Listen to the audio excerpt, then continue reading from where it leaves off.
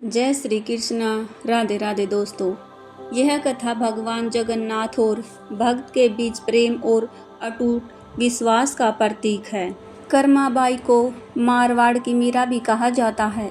जब जब भगवान कृष्ण का उल्लेख आता है, माँ कर्मा का नाम भी आ ही जाता है। वे भगवान की महान भक्ति और भगवान श्री कृष्ण उनके हाथ से प्रतिदिन भोग ग्रहण कर भोग की थाली खाली कर देते थे। कर्माबाई का जन्म राजस्थान के नागौर जिले की मकराना तहसील के कालवा गांव में हुआ। इस गांव में जीवन राम लुंडी के घर चैत्र मास कृष्ण पक्ष की एकादशी पर एक पुत्री का जन्म हुआ। भगवान से बहुत मन्नतें मांगने के बाद इनका जन्म हुआ। नाम रखा गया कर्मा। कर्मा के चेहरे पर एक अनोखी आभा रहती थी। जीवन राम स्वयं धार्मिक पुरुष व अनन्य कृष्ण भक्त थे। उन्होंने अपने घर में कृष्ण भगवान का मंदिर बना रखा था। वे प्रतिदिन भगवान कृष्ण की पूजा करते और भोग लगाते तथा भगवान को भोग लगाने के बाद ही भोजन ग्रहण करते। यह उनके घर का नियम था। इसी प्रकार समय बीतता गया। कर्माबाई प्रतिदिन अपने पिता को श्री कृष्ण भगवान की पूजा करते देखती, उनको भोग लगाते देखती। यही सब देखते सीखते कर्माबाई का बचपन बीत रहा था। अतः बचपन से ही उस नन्ही कर्मा में भक्ति भाव के संस्कार थे। इन्हीं संस्कारों के बीच पलते बढ़ते कर्मा 13 वर्ष की हो गई। एक बार जीवन राम को कार्तिक पूर्णिमा स्नान के लिए पुष्कर जाना था। उनकी पत्नी भी उनके साथ जा रही थी। वे कर्मा को भी साथ ले जाना चाहते थे, लेकिन एक समस्या आ गई। उनकी अनुपस्थिति में भगवान को भोग कौन लगाता। इसलिए उन्होंने कर्मा को यह जिम्मेदारी सौंपी और बोले, पुत्री, हम दोनों पुष्कर स्नान के लिए जा रहे हैं। तुम सुबह भगवान को भोग लगाना और उसके बाद ही भोजन करना। कर्मा ने यह जिम्मेदारी सहर्ष स्वीकार कर ली। माँ पिता के तीर्थ यात्रा के लिए जाने पर कर्मा ने सुबह स्नान आदि कर बाजरे की खिचड़ी बनाई और पूजा के लिए अपने घर में बने भगवान के मंदिर के समीप आ गई। भोग की थाल भगवान के सामने रखकर हाथ जोड़कर बोली, हे प्रभु, भूख लगे तो भोग लगा हुआ है, आप भोग ग्रहण कर लेना। तब तक मैं घर के और काम कर लेती हूँ। इसके बाद कर्मा घर के काम में जुट गई। बीच बीच में वह थाली देखने आती, लेकिन भगवान श्री कृष्ण ने खिचड़ी का भोग ग्रहण नहीं किया। बहुत समय होने के बाद भी जब भगवान श्री कृष्ण ने भोग ग्रहण नहीं किया तो कर्मा को चिंता हुई। उसने सोचा, क्या पता भगवान को खिचड़ी में स्वाद न आ रहा हो, इसलिए वे भोग ग्रहण नहीं कर रहे। इसमें घी या गुड़ की कमी रह गई होगी। फिर जाकर उसने खिचड़ी में गुड़ व घी मिलाया और वहीं बैठ गई, लेकिन भगवान ने फिर भी भोग ग्रहण नहीं किया। तब मायूस होकर कर्मा ने कहा, हे प्रभु, आप भोग ग्रहण कर लीजिए। माँ बापू पुष्कर नहाने गए हैं। आपको भोग लगाने के लिए अभी कुछ दिन वे नहीं आएंगे। आपको भोग लगाने की जिम्मेदारी मुझे दी गई है, इसलिए आपको भोग लगाने के बाद ही मैं भोजन ग्रहण करूंगी। कुछ क्षण बाद भगवान ने फिर से भोग ग्रहण नहीं किया। फिर कर्माबाई भगवान श्री कृष्ण से शिकायत करते हुए बोली, माँ पिताजी जब आपको भोग लगाते हैं तब आप भोजन ग्रहण कर लेते हैं, फिर आज क्यों भूखे बैठे हैं। इतनी देर हो गई, खुद भी भूखे बैठे हैं और मुझे भी भूखा रखा है। यह सब बोलकर कर्माबाई भगवान के भोग ग्रहण करने की प्रतीक्षा करने लगी, परंतु यह अब तो सुबह से दोपहर से शाम हो चली। भूखी कर्मा अब मायूस हो गई और दुखी होकर रोते हुए बोली, हे भगवान जी, आप भोग ग्रहण कर लीजिए, अन्यथा मैं भूखी ही रहूंगी। अतः कान्हा की मूर्ति से आवाज़ आई। कान्हा बोले, कर्मा, तुमने पट तो बंद किया ही नहीं, मैं भोग ग्रहण कैसे करूं। यह सुनकर कर्मा ने पट खींचकर ओट कर दी। भगवान श्री कृष्ण ने खिचड़ी का भोग ग्रहण किया और थाली पूरी खाली हो गई। कर्माबाई ने पलट कर देखा तो भोग की थाली में भोग रिक्त हो गया था। तब कर्मा बोली, हे भगवान, इतनी सी बात थी तो पहले बता देते। खुद भी भूखे बैठे और मुझे भी भूखा बिठा रखा था। इसके बाद कर्मा ने भी खिचड़ी खाई। अब तो प्रतिदिन कर्माबाई खिचड़ी बनाती और कान्हा जी भी प्रतिदिन भोग ग्रहण करते आते। इसी बीच कर्माबाई ने सोचा कि सबसे पहले कान्हा जी को भोग लगा देना चाहिए, क्या पता उन्हें जल्दी भूख लग जाती हो। घर की साफ सफाई, नहाने धोने के कारण भगवान के भोग में देर हो जाती। फिर वह सबसे पहले उठकर बिना किसी कार्य को पूरा करे भोग बनाती, प्रभु को भोग लगा देती। फिर कर्माबाई अपने दिन भर के कार्य करती। कुछ दिन बाद उसके माँ बापू तीर्थ से लौट आए।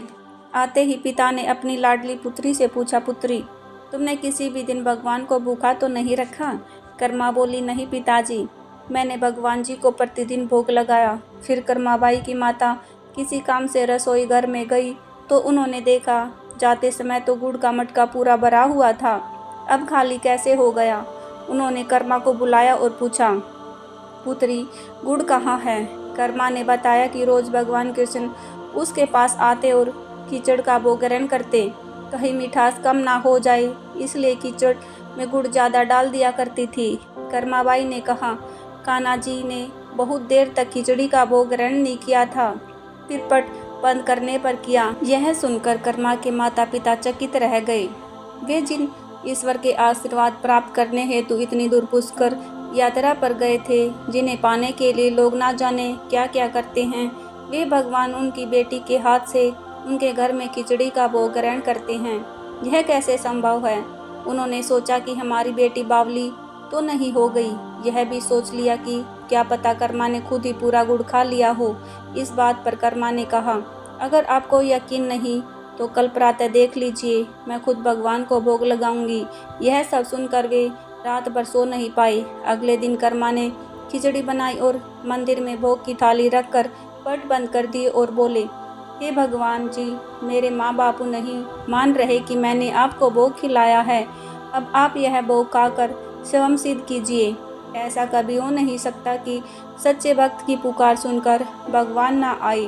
भगवान को आना ही पड़ा। जब पट खुला तो जीवन राम और उसकी पत्नी आश्चर्यचकित थे कि भोग की थाली में भोग बचा ही नहीं है। फिर कर्मा का जीवन प्रतिदिन भोग लगाते ही निकल गया। कुछ सालों बाद जब कर्मा के माता पिता का निधन हो गया तो कर्माबाई अपने कान्हा की मूर्ति साथ लेकर तीर्थ यात्रा के लिए निकल पड़ी। परंतु भगवान की कृपा से उन्हें हर दिन खिचड़ी बनाने के संसाधन मिल ही जाते और वे प्रतिदिन कान्हा को भोग लगाती। तीर्थ यात्रा करती हुई देवी कर्मा भगवान जगन्नाथ की नगरी पहुंची। उन्होंने वहीं रहने का मन बना लिया। वहां भी रोज भगवान को खिचड़ी का भोग लगाती। भगवान भी प्रतिदिन उनके भोग को ग्रहण करते। जिस दिन उन्होंने पहली बार जगन्नाथपुरी में खिचड़ी बनाई, उसी दिन उनके पास से जा रहे एक बालक ने उनसे कहा, माता, घी की बहुत अच्छी सुगंध आ रही है, क्या भोजन बचा है? माँ कर्मा ने कहा, हाँ बालक, बचा है, तुम बैठो, मैं तुम्हें देती हूँ। यह कहकर देवी कर्मा ने उस बालक के लिए भी खिचड़ी लगा दी। बालक पूरे मन से स्वाद लेकर खिचड़ी खा रहा था। देवी कर्मा को यह देखकर सुख की अनुभूति हो रही थी। बालक ने खाते खाते पूछा, माता, क्या मैं कल भी आऊँ तो क्या आप मुझे खिचड़ी खिलाओगे? यह सुनकर देवी कर्मा मुस्कुराई और बोली, हाँ पुत्र, तुम प्रतिदिन आओगे तो मैं प्रतिदिन तुम्हें खिचड़ी खिलाऊंगी। यह सुनकर बालक प्रसन्न हुआ और प्रतिदिन देवी कर्मा के पास खिचड़ी खाने आया करता। एक दिन की बात है, सूर्य उदय होने के बाद माता कर्मा स्नान करने के लिए जा रही थी। जाते समय एक साधु मिले। उन्होंने कहा, माता, देखने में तो आप भक्त प्रतीत होती हैं, कहाँ जा रही हो? माता ने कहा, मैं स्नान करने जा रही हूँ। साधु ने कहा, इस समय स्नान? एक भक्त को तो ब्रह्म मुहूर्त में ही स्नान आदि कर लेना चाहिए। माता बोली, महाराज, उठ तो मैं जल्दी जाती हूँ, पर ठाकुर जी को भोग लगाने में देरी हो जाती है। साधु बोले, हे देवी, आप बहुत धार्मिक महिला हैं, भगवान को प्रतिदिन भोग लगाकर ही भोजन ग्रहण करती हैं, परंतु इन सब के भी नियम होते हैं। आपको बिना नहाए ऐसा नहीं करना चाहिए। आप तो भगवान की परम भक्त हो, तो हे देवी, प्रतिदिन साफ सफाई करने के बाद नहा धोकर ही भगवान को भोग लगाया करो। यह सुनकर देवी कर्मा ने उनको हाथ जोड़कर प्रणाम किया और कहा, जी महाराज जी, आप जैसा कह रहे हैं मैं वैसा ही करूँगी। मैं इस बात से भी अनभिज्ञ थी। फिर साधु बाबा वहाँ से चले गए। अगले दिन से देवी कर्मा साधु की आज्ञा का पालन करते हुए साफ सफाई, नहा धोकर भोग बनाने लगी। परंतु अब भोग लगाने में देरी हो जाती और जब तक भोग नहीं लगता उस बालक को भी भोजन नहीं मिलता। बालक आकर माता से कहता, माता देर हो रही है, भूख लगी है, भोजन दो। माता कहती, थोड़ी देर रुक जा छोरे, मैं भोजन दे रही हूँ। बालक जल्दी जल्दी खाकर भाग जाता। कुछ दिन ऐसे ही बीते, परंतु यह कौन जानता था कि वह बालक स्वयं भगवान जगन्नाथ हैं, जो प्रतिदिन बालक का रूप धारण कर माबाई के हाथ से बनी खिचड़ी खाने आते थे। इतने दिनों में जब जगन्नाथ मंदिर का पट भोग के लिए खुलता तो भगवान के मुख पर खिचड़ी का जूठा लगा होता। वहाँ के पुजारी ने मुस्कुराते हुए मन ही मन कहा, हे प्रभु, आपकी लीला भी अपरंपार है। न जाने किस भाग्यवान भक्त के यहाँ आप जाकर प्रतिदिन खिचड़ी खाकर आते हैं। फिर पूजा अर्चना हुई, दिन बीत गया, रात्रि हुई। रात्रि को पुजारी के सौपन में भगवान जगन्नाथ आए और उन्होंने पुजारी से कहा, हे भक्त, तुमने सही पहचाना। मैं अपनी एक अनन्य भक्त कर्माबाई के यहाँ प्रतिदिन उनके हाथ से बनी खिचड़ी खाने जाता हूँ। वह मुझे बिल्कुल अपने पुत्र सा लाड करती है। उनकी भक्ति से मैं अति प्रसन्न हूँ। परंतु इसी मंदिर के एक साधु ने उन्हें कुछ आम जीवन की ज्ञानवर्धक बातें एवं उपासना का तरीका समझाया, जिससे मुझे भोग लगाने में अब उनसे देरी हो जाती है। इसी वजह से मेरे मुंह पर खिचड़ी लगी रह जाती है। आपने यह सोचा, प्रभु की लीला तो अपरंपार है, वह तो सर्वव्यापी है। एक ही समय अलग अलग स्थान पर हो सकते हैं, परंतु मुख पर खिचड़ी लगाने की लीला उन्होंने इसलिए रची ताकि पुजारी के मन में यह प्रश्न उठे। उस प्रश्न के निवारण में प्रभु पुजारी जी को यह बता सके कि आम जीवन में हम अपने ज्ञान को जब दूसरों को बताते हैं तो वह सदैव ज्ञान के लिए होना चाहिए, ना कि भक्ति के भाव को बदलने के लिए, क्योंकि सांसारिक जीवन के लिए ज्ञान आवश्यक है। ज्ञान महत्वपूर्ण है, परंतु जहाँ भक्ति होती है वहाँ ज्ञान का कोई काम नहीं है। भक्ति में भक्त अपने प्रभु के प्रेम में डूबा रहता है। उपासना के कई तरीके हैं, जितने भक्त उपासना के उतने ही तरीके। जब ईश्वर ने ही उपासना के तरीकों पर प्रश्न नहीं उठाया तो किसी को भी किसी और की भक्ति पर प्रश्न नहीं उठाना चाहिए। जो महिला प्रभु को बिना नहाए खाना देती है, उसका भाव सिर्फ इतना था कि मेरे प्रभु को जल्दी खाना मिल जाए, वह भूखे ना रहे। और यह प्रेम भाव प्रभु के लिए हर नियम से ऊपर था। इन बातों को सुनकर पुजारी जी ने साधु बाबा को बुलवाकर यह बात कही। साधु बाबा को भी अपनी गलती का एहसास हुआ कि वह भगवान और भक्त के बीच आ रहे थे, और उन्होंने बिना समय गवाए माता कर्मा के पास जाकर कहा कि हे देवी, आप जैसे प्रभु को पहले भोग लगाती थी वैसे ही लगाइए। मैं अपनी भक्ति नहीं समझ पाया, इसलिए मुझे क्षमा करें। देवी कर्मा ने कहा, ठीक है महाराज, मैं कल से फिर से उसी समय पर वैसे ही भोग लगाऊंगी। माता कर्मा ने फिर उसी तरीके से भोग लगाना शुरू कर दिया, और अब भगवान के मुख पर खिचड़ी का जूठ अब नहीं लगा रहता था। ऐसे ही कई वर्ष बीत गए। एक दिन पुजारी ने देखा भगवान जगन्नाथ की आंखों से आंसू बह रहे हैं और वह भोग ग्रहण नहीं कर रहे। तब उन्होंने मन ही मन भगवान से पूछा, हे प्रभु, ऐसा कौन सा अपराध हुआ हमने कि आपने भोग ग्रहण नहीं किया और आपकी आंखों से आंसू भी बह रहे हैं। प्रभु, यदि हमसे कोई अपराध हुआ है तो हमें क्षमा करें और भोग ग्रहण करें। आपके भक्त जन प्रसाद के लिए प्रतीक्षा कर रहे हैं। फिर क्या था, भक्त वत्सल प्रभु ने प्रसाद ग्रहण कर लिया। फिर सौपन में भगवान बोले, पुजारी जी, आज मेरी माँ कर्माबाई इस लोक को छोड़कर मेरे निज लोक को विदा हो गई है। अब मुझे कौन खिचड़ी बनाकर खिलाएगा, कौन मुझे अपने बेटे की तरह लाड प्यार करेगा। अगले दिन पुजारी ने कहा, प्रभु, माँ की कमी को तो कोई पूरा नहीं कर सकता, परंतु माता कर्मा द्वारा प्रतिदिन आपको भोग लगाया जाने वाला खिचड़ी का यह भोग उन 56 भोगों से सर्वप्रथम पहले दिया जाएगा। यह प्रथा अनंत काल तक चलती रहेगी। इस तरह आज भी जगन्नाथ भगवान को खिचड़ी का भोग सबसे पहले लगाया जाता है। उसी दिन से भगवान जगन्नाथ के भोग में कर्माबाई की खिचड़ी भी चढ़ने लगी। यह थी भक्त कर्माबाई की कथा और उनके खिचड़ी से जुड़ी प्रभु की लीला।